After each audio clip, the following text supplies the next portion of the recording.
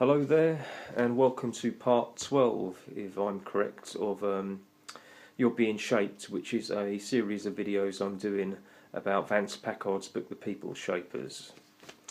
Before I continue, I just want to say I think I've made the mistake of dragging this out too long and going into too much detail in the varying chapters of the book.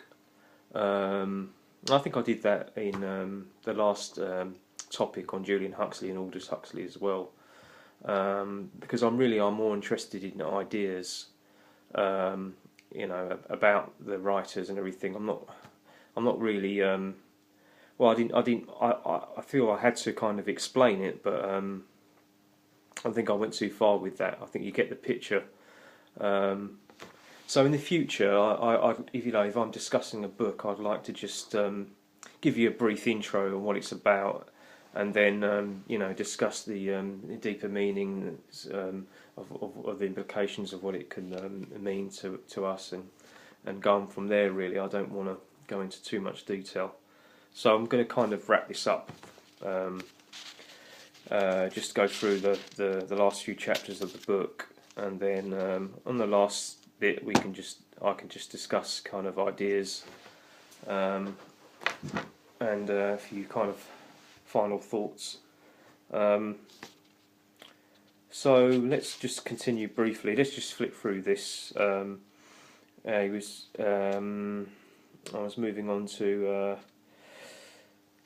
talking about compulsory licenses for parenthood, and a chap called Roger McKintrey or something like that. He was a psychologist or physiologist, and he was discussing the idea that parents should have permission to reproduce and have children, so they would have like a policy, what he calls lock and unlock. Locked meaning that you don't have permission yet to have children, and they will unlock it, meaning they'll make it legal for you to have children. I just thought of also another thing would be like an actual device, that kind of you have to physically unlock so that you can actually physically reproduce. That would be even worse, wouldn't it? For a future nightmare. Just read a little bit from this. In his project, all this would occur within the coming decade. Knowing how Congress acts and the Catholic Church reacts, I imagine it will take longer. So there's a little thing about religion. I know, sorry, I keep harping on about that, but the old ways and all of that. But it's true, isn't it? And he suggests that the government could make a plausible case for intervening in child-rearing discussions with the family. After all, it is now saddled with substantial burdens in the rearing of children. It has to run schools, medical programs, youth programs, crime prevention programs, etc., etc.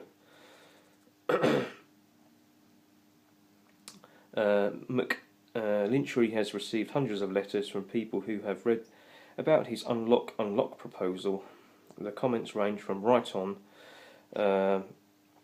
and others were flat out disapproving.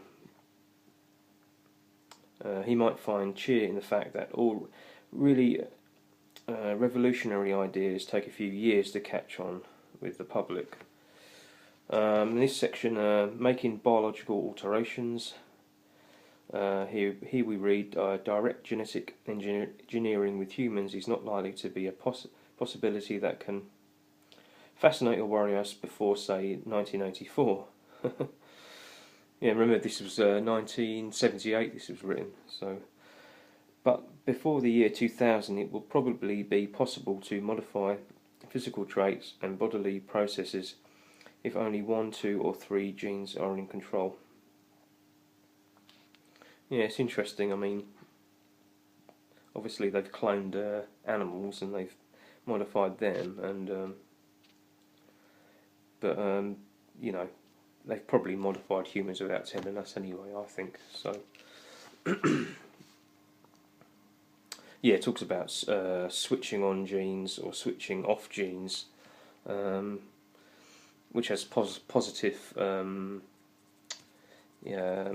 implications. You could switch off, so they say, cancerous genes if they, or if they exist, or genes that cause negative mutations and things like that, or you can switch on the positive ones as well. Reshaping family composition. Yeah, it talks about evidence is piling up that size of family and the spacing of children have a lot to do with intellectual development of the children. So, yeah, the approach would be through mass education programs, through counselling provided by family planning clinics, and by programs to limit family size, especially of the less endowed. Mothers with only a few years of schooling tend to have more than twice as many children as mothers with college educations, and that was in Julian Huxley's book, wasn't it? Essays in Popular Science, where he was saying that the working class and the non-educated tend to reproduce too rapidly for his liking. So yeah, people who are educated tend to get the picture. Talks about parthenogenesis, if I pronounced it right. Basically, non-sexual reproduction. That was in Julian Huxley's Brave New World, wasn't it? Cloning and stuff like that. Yeah, cloning would permit the preservation and of the finest genotypes that arise in a species. So that's a little thing on there. Spontaneous virgin births.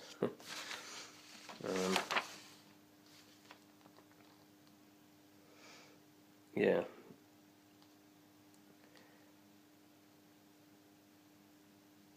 So that was all in Julian Huxley's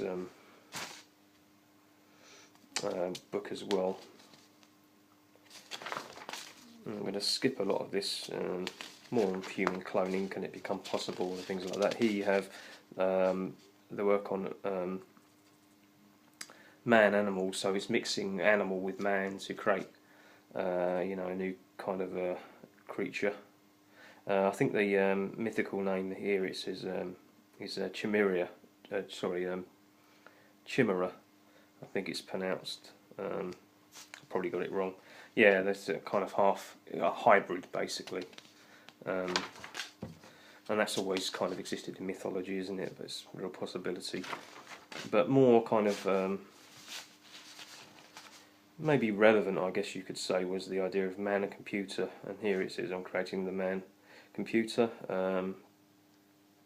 So they talk about wedding the living human brain, it reads here, and the man-made computer together. The man-computer, in short, involves modifying and enhancing the brain by a computer. Reading the mind electronically by a computer will be easier than feeding the mind electronically. Some computer link-ups with the brain will be less formidable than others. A small computer can recognize abnormal brain wave activity, as noted, is already being perfected. It may be implanted inside the head. When it recognizes the abnormality, it triggers a reaction that smooths out the brainwave. So they get a computer to understand or recognize regular brain patterns, and then if they see anything abnormal, then it can intervene, I guess. And that has, positives and negatives again. But I mentioned, I think in the last of these videos, Wi-Fi. How is Wi-Fi affecting us? Is that modifying our brainwaves anyway by being around these devices? That's a very interesting thought. Here we have mind reading of sorts. With a computer that records brainwave patterns, you can know in advance how a person is going to react to a question or a problem and take action. John Hanley of the Brain Research Institute at the University of California, Los Angeles, found that such mind reading was possible with chimpanzees. A chimp named Jerry was taught to play tic-tac-toe. The game can usually be mastered by humans only after the age of 4 or 5. Once Jerry had mastered the game, Hanley's group planted electrodes in his brain. These were to record his brainwave activity while he decided what move make next. They restricted their observations to the times when he had a chance to make a winning move that would complete a row. To their surprise and delight, they found that they could tell at least 15 seconds before he made a move whether it would be correct or incorrect. Their forecasts were 99% accurate all the time.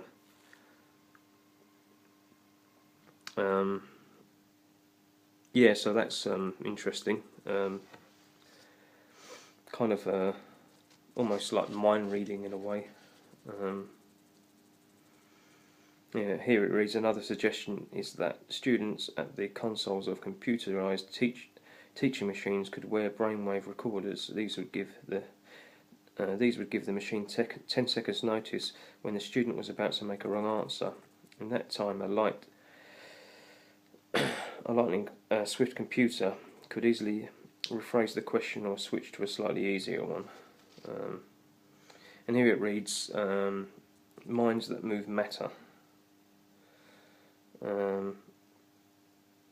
Lawrence R. Pinio, a 48-year-old neurophysiologist, is speaking here.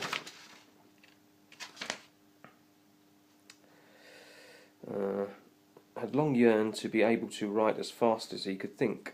Could he do it by thinking into a computer?